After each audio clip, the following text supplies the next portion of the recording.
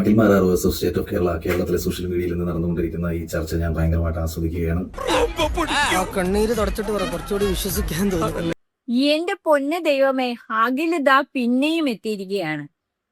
എന്റെ പൊന്നഖിലെ, അലൻ ജോസ് പെരേരയ്ക്ക് ശേഷം ആരെന്ന ചോദ്യത്തിന് ഉത്തരമായി കഴിഞ്ഞു അഖില്.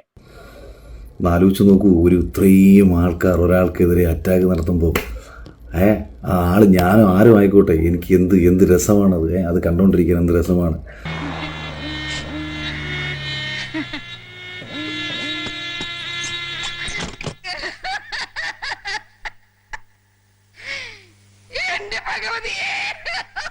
അപ്പോൾ എൻ്റെ അടുത്ത് പല ആൾക്കാരും ചോദിക്കുന്നുണ്ട്, അഖിലേ കുഴപ്പമുണ്ടോ, ഓക്കെ അല്ലേ? അണ്ണാക്കി പിരിവെട്ടിയിരിക്കണ ഒരാളോട് ചോദിക്കാൻ പറ്റിയ ചോദ്യമാണോടായത്? ഞാൻ എൻ്റെ ലൈഫിൽ 50 ലക്ഷവും കാറും കിട്ടിയപ്പോൾ പോലും ഞാൻ ഇത്രയും സന്തോഷിച്ചിട്ടില്ല. എനിക്കതല്ല, തലക്കോളം കിറക്കഞ്ഞ മനുഷ്യന്മാർ ഇങ്ങനെ കാണിച്ചു വിട്ടു. ഇത്രയും പേരുടെ ആക്രമണം ഒരാളിലേക്ക് ചുരുങ്ങുമ്പോൾ കേരളത്തിന് പുറത്തിരുന്ന് കേരളത്തെ നോക്കിക്കാണുന്ന ഒരു ശക്തിയൊക്കെ ഉണ്ടെങ്കിൽ ആ ശക്തിക്ക് മനസ്സിലാകുമല്ലോ ആരുടെ ഭാഗത്താണ് ശരി, ആരുടെ ഭാഗത്താണ് തെറ്റ് എന്ന്. ഇനിയെങ്കിലും നിനക്കൊന്ന് കരഞ്ഞൂടെ? ഒരു തുള്ളി കണ്ണീരെങ്കിലും പുറത്തു വരട്ടെ. നീ ഉള്ളി പൊട്ടി കരയണം, ഞങ്ങൾക്ക് എല്ലാവർക്കും അറിയാം.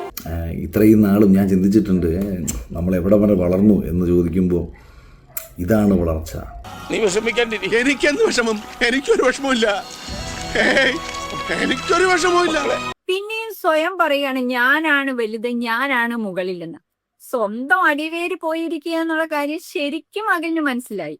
ഇനി ഈ ബിഗ് ബോസിന് ശേഷം ഒരു പട്ടിക്കുഞ്ഞു പോലും അഖിലിനെ ഒരു പ്രോഗ്രാമിന് വിളിക്കുമെന്ന് എനിക്ക് തോന്നുന്നില്ല.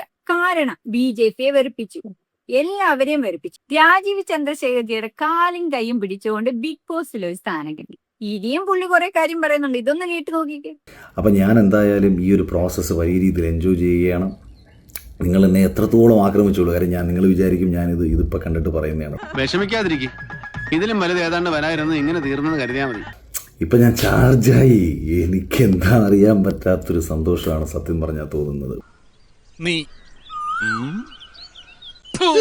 നീയൊക്കെ ചിന്തിക്കുന്നതിനപ്പുറത്തേക്ക് ഞാൻ സഞ്ചരിക്കും. നിങ്ങളോട് എനിക്കൊരു ദേഷ്യമില്ല. വിവരമില്ലായ്മ ഒരു കുറ്റമല്ലല്ലോ. എന്റെ ദൈവമേ, അഖിലിന്റെ ഈ പറച്ചിലൊക്കെ കേട്ടപ്പോ നിങ്ങൾക്ക് എന്താ പറയാനുള്ളത്?